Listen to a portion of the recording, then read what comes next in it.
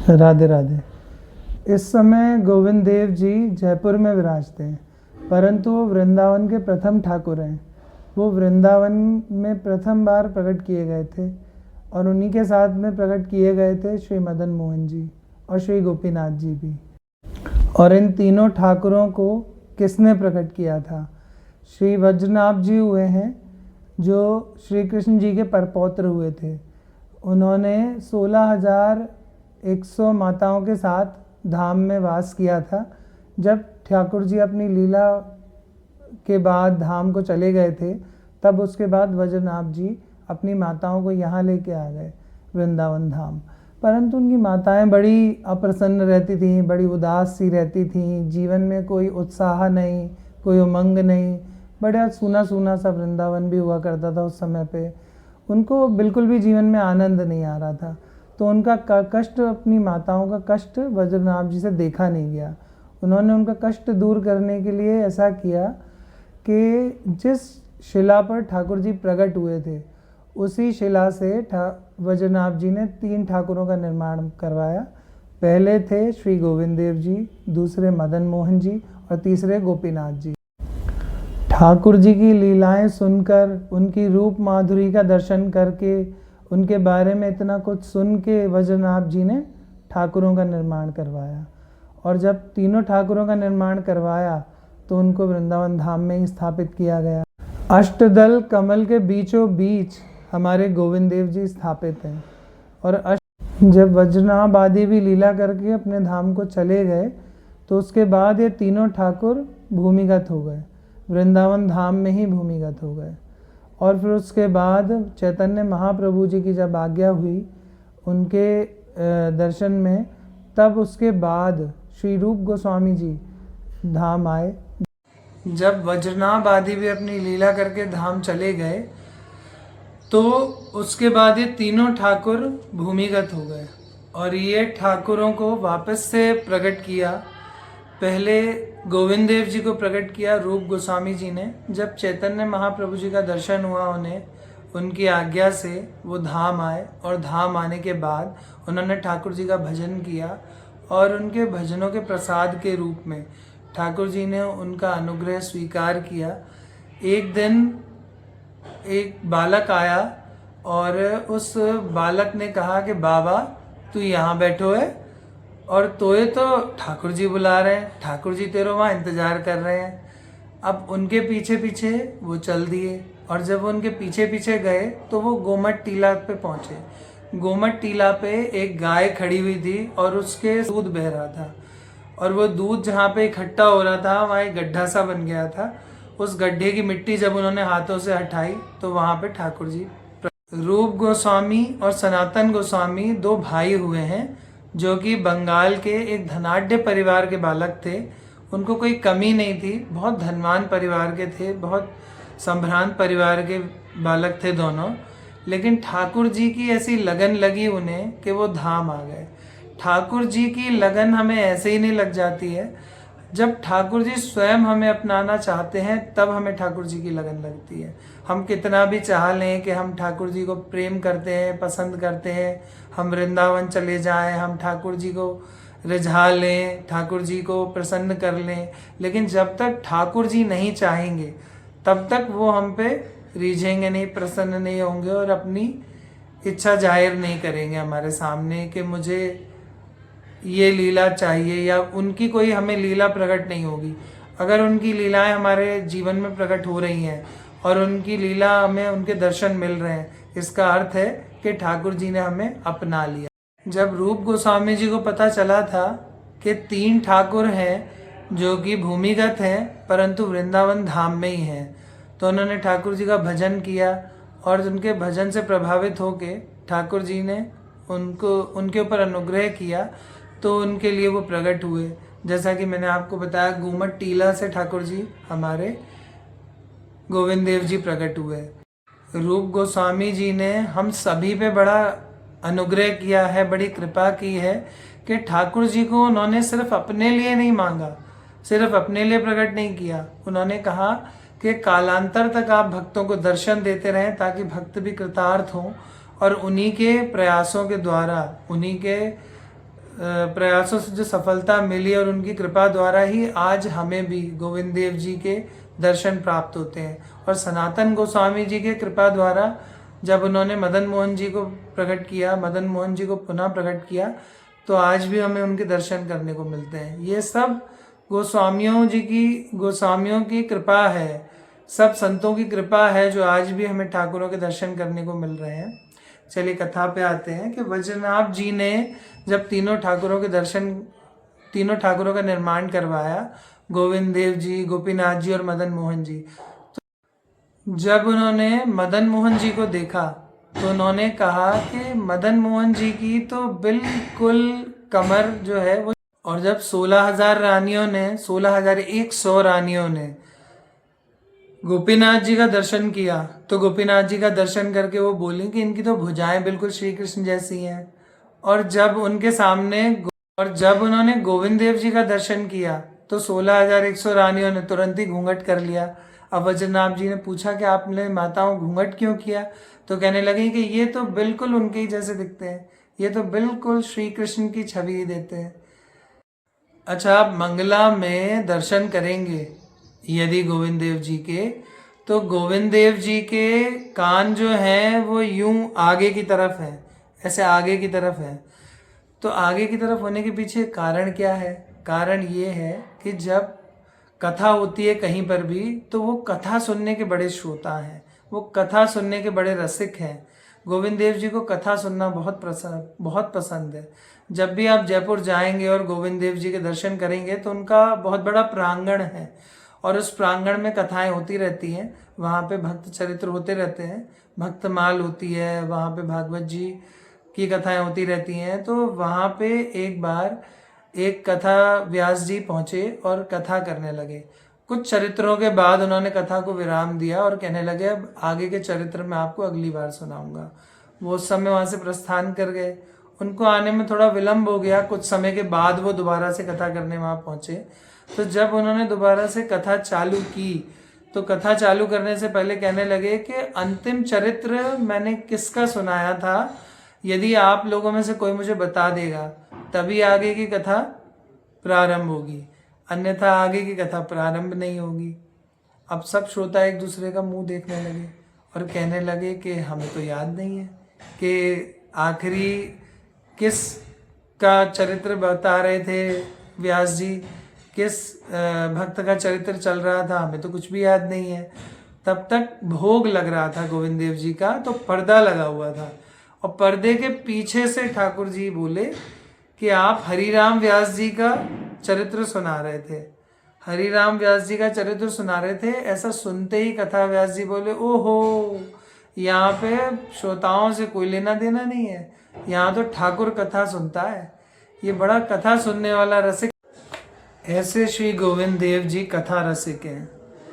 जब श्री रूप गोस्वामी जी के गोविंद देव जी प्रकट हो गए तो श्री सनातन गोस्वामी जी भी भजन करते थे। वो भी उनसे कहने लगे कि ठाकुर जी आप इनके लिए प्रकट हो गए तो हमारे लिए भी प्रकट हो जाओ, हमारे भी भजन से प्रसन्न हो जाओ। सनातन गोस्वामी जी श्री यमुना जी के तट पे मथुरा में भजन करते थे। एक छोटी सी कुटिया बना रखी थी, उसी में बैठ के भजन करते थे और भिक्षा के लिए जाते थे। तो वो भिक्षा के लिए एक मैया के द्वार पे जाते थे, जहाँ पे जब मैया भिक्षा देने के लिए आती थी तो किवाड़ खोल के सामने ही ठाकुर जी विराज रहे थे। उनके यहाँ पे त्रिभंग लली ठाकुर जी विराज रहे थे, मदन मोहन जी थे, वही मदन मोहन जी थे। तो उनके दर्शन होते थे। अब उनके दर्शन करते थे रोज ही, लेकिन जब तक हम ठाकुर जी के दर्शन कर रहे हैं तब तक तो हम चले जाएंगे वहाँ से। यदि ठाकुर जी ने किसी दिन हमको देख लिया तो हम फिर वहाँ से हिल नहीं पाएंगे, फिर हम वहाँ से जा नहीं पाएंगे। आप अनुभव कीजिएगा कि आप लोग जब भी मंदिर आते होंगे दर्शन करने के लिए वृंदावन धाम में, तो कभी ऐसा होता होगा कि मंदिर से आपका निकलने का मन ही नहीं करता, ठाकुर जी के सामने से हटने की इच्छा ही नहीं होती है। ऐसा लगता है कि जैसे हम जड़ हो गए हैं, वहीं के वहीं चिपक के रह गए हैं, बिल्कुल हमारा वहाँ से हिलने का मन ही नहीं करता। ऐसा लगता है कि हम बस वहीं खड़े रहें और ठाकुर जी को निहारते रहें। कुछ भक्त तो ऐसे भी होते हैं जो बार बार लौट लौट के आते हैं और ठाकुर जी के दर्शन करते हैं। यहाँ तक कि मंदिर में ही कोई कोना ढूंढ लेते हैं और मंदिर में ही किसी कोने में खड़े हो जाते हैं और चुपचाप खड़े रहते हैं, चुपके कि कोई हमें यहाँ से निकाल ना दे, हम बहुत देर तक यहाँ पे खड़े रहें और ठाकुर जी के दर्शन करते रहें। इसी तरीके से जब सनातन गोस्वामी जी को त्रिभंग ललित श्री मदन मोहन जी के दर्शन हुए, तो जब ठाकुर जी की इच्छा हुई तो उन्होंने उनको देखा, और जब उन्होंने ठाकुर जी ने देख लिया तो वहाँ से हिले ही न पावे।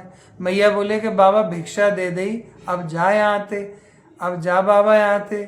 लेकिन वो सुने और फिर भी वहीं खड़े रहे और ठाकुर जी को निहारते रहे। थोड़ी देर में मैया किवाड़ बंद करके अंदर चली गई और वो वहाँ से चले आए। लेकिन वो तो उनको देखने के बाद बस ऐसे हो गए कि उनका ही चिंतन, उनका ही मनन, वही रूप, वही माधुरी, वही ग्रीवा, वही चरण, वही नेत्र, वही उनके सुंदर दर्शन, त्रिभंग लली के दर्शन उन्हें बार बार हो रहे, बार बार उनका चिंतन हो रहा, बार बार मन में वही आ रहे, बार बार उनकी वही भुजाएं, वही वक्ष, वही नेत्र, वही सब दर्शन हो रहा उनको। उनका मन वहीं के वहीं ठहर गया, उनका मन वहाँ से आया ही नहीं। तो उन्होंने उनसे प्रार्थना की कि ठाकुर जी जब इतना प्रेम कर ही रहे हो हमसे तो हमारे पास ही आ जाओ। तो उसी रात्रि में मैया को स्वप्न आया कि आप हमें जब कल बाबा आएंगे तो प्रसाद स्वरूप आप उन्हें भिक्षा स्वरूप हमें ही प्रदान कर दियो। मैया कहने लगी कि ठाकुर जी आप मेरी सेवा से प्रसन्न नहीं है। तो वो कहने लगे, मैं मैया तेरी सेवा से प्रसन्न तो बहुत हूँ, परंतु तेरा तो अब कछु ही समय रह गया है, तू तो कछु दिना की मेहमान रह गई है, तो मैं तो अपनी व्यवस्था देखूंगा ना। मैं यहाँ हमारे बाबा के साथ जा रहा हूँ, मुझे तू बाबा सौंप दे। अगले दिन जब बाबा आए तो मैया ने उन्हें सीने से लगा के और बड़ी मुश्किल से बाबा को प्रदान किया। रोते बिलखते मैया बड़ी उदास हुई और ठाकुर जी जैसे तैसे दे दिया। जब ठाकुर जी को देना पड़ता है, हमें किसी को देता है कोई, और जिसमें भी मैया जो स्वयं श्री मदन मोहन जी की सेवा कर रही थी, तो क्या ही भाव रहे होंगे मैया के, हम समझ सकते हैं। तो वो लेके उनको और आ गए और अपनी कुटिया में विराज दिया। अब कुटिया में विराज दिया तो वो तो ऐसे फक्कड़ संत थे कि एक मोटो से टिक्कड़ बना लो, वाय भी ब्रजरज में रख लो, और ब्रजरज में रखवे के बाद में 2 दिना खा रहे हैं वाय, 3 दिना खा रहे हैं, थोड़ो सा निकाल लो, वहाँ में से 1 टूक 2 टूक पा लो, पानी पी लो और फिर भजन में लग गए। 18 घंटे भजन करने की आदत थी श्री सनातन गोस्वामी जी की। वो तो 1-2 घंटे के लिए सोते थे, बाकी समय भिक्षा लेने के लिए थोड़ा सा समय जाता था उनका, बाकी समय में स्नान नित्य आदि के जो कर्म होते थे वो करते थे और फिर दोबारा से भजन में बैठ जाते थे। उनको तो भजन करना, माला करना, बस यही उनकी पूरी दिनचर्या थी और इसी में उनका पूरा समय जाता था। अब ठाकुर जी को वो ले आए और ठाकुर जी को जब से वो लाए तो पहले तो वो स्वयं के लिए 1 टिक्कड़ मोटो से बना लो, बस वाय खाते रहे और भजन करते रहे, बस जिंदा रहने के लिए। लेकिन हम लोग क्या करते हैं, हम लोग तो जीने के लिए नहीं खाते, हम लोग खाने के लिए जीते हैं, ऐसा लगता है। जिसमें भी कुछ लोगों के तो ऐसे भाव होते हैं कि उन्हें लगता है कि हम पता नहीं कितना और क्या क्या खा लें, इस जीवन में जो जो हो सकता है हम सब खा लें, सारे स्वाद ले लें। ऐसा हमें अक्सर देखने को मिलता है। हमारे बीच में ही कई ऐसे सज्जन होते हैं जिन्हें खाने पीने का बहुत ज़्यादा शौक होता है। तो ठाकुर जी जब से आए तो श्री सनातन गोस्वामी जी उनके लिए छोटे छोटे टिक्कड़ बनाकर और उनको पवा देते थे। अब कुछ दिनों तक तो सेवा चलती रही। कुछ दिनों बाद उनके ध्यान में सचल प्रकट होके और ठाकुर जी कहने लगे कि बाबा, तो जैसे उन्होंने आवाज़ दी तो हाथ जोड़ के श्री सनातन गोस्वामी जी कहने लगे, अरे महाराज जय जय, कैसे हैं, आपकी सेवा बढ़िया चल रही है, बढ़िया पा रहे हो, आनंद आ रहा है। तो कहने लगे, हाँ आनंद तो बहुत आ रहा है, मगर बाबा तू सूखे सूखे टिक्कड़ पवावे, वहाँ में कछु स्वाद नहीं आ रहा है, तो नेक तू भिक्षा में नमक ले आया करे और नमक डाल देवे करो नेक। तो बाबा कहने लगे कि हम तो भजनानंदी हैं, ठीक है महाराज, ठीक है, कल से ले आएंगे नमक। तो वो अगले दिन से भिक्षा में नमक लाने लगे। कुछ दिन तक तो ठाकुर जी ने बड़े आनंद से पाया। कुछ दिनों बाद ठाकुर जी फिर प्रकट हो गए और फिर प्रकट होके उनके ध्यान में कहने लगे कि बाबा, जैसी आवाज़ दी तो वो फिर हाथ जोड़ के कहने लगे, बाबा अब तो आनंद आ रहा है, अब तो नमक डाल दो रोटी में, अब तो नमक वाली रोटी पा के आनंद आ रहा होएगो। तो मदन मोहन जी कहने लगे कि बाबा आनंद तो खूब आ रहा है, परंतु यदि तू वहाँ में नेक सो घी लगा देवे करे तो ठीक रहेगो।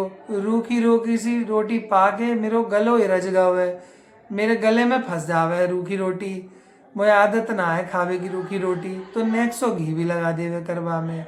बाबा कहने लगे कि महाराज ठीक है, चलो। अगले दिन से भिक्षा में घी भी लाने लगे, नमक भी लाने लगे।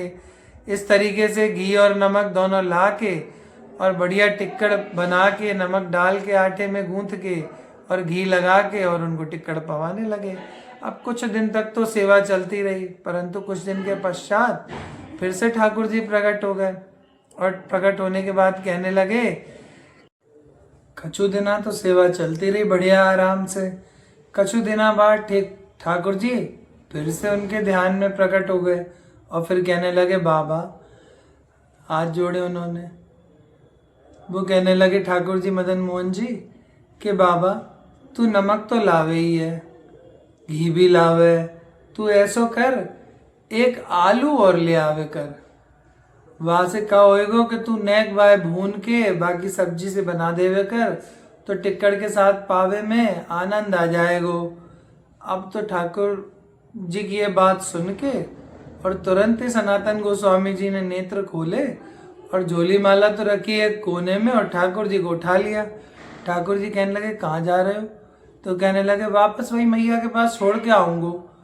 वो कहने लगे कि ऐसा क्यों? कहने लगे, महाराज ठाकुर जी तुम हम पे 56 भोग बनवा रहे हो, हम यहाँ पे भजन करवे के काजे कुटिया बना के रह रहे। ठाकुर जी आप यहाँ पे 56 भोग की बात कर रहे हो, हम यहाँ पे भजन करने के लिए कुटिया बना के रह रहे हैं, तो ऐसे कैसे काम चलेगो? हम पे ना हो पाएगी इतनी व्यवस्था, हम तुम्हें भाई मैया के पास वापस छोड़ के आए। तो ठाकुर जी सचल प्रकट हो गए और मदन मोहन जी को गले से लिपट के और कहने लगे कि बाबा तू चाहे सूखी रोटी खवा, चाहे घी वाली खवा, चाहे बिना नमक की खवा, लेकिन तो छोड़ के नहीं जाऊंगो, रहूंगो तेरे साथ ही, तू जैसे रखेगो वैसे रहूंगो, लेकिन तो छोड़ के नहीं जाऊंगो। ऐसे हैं हमारे वृंदावन के दूसरे ठाकुर श्री मदन मोहन जी।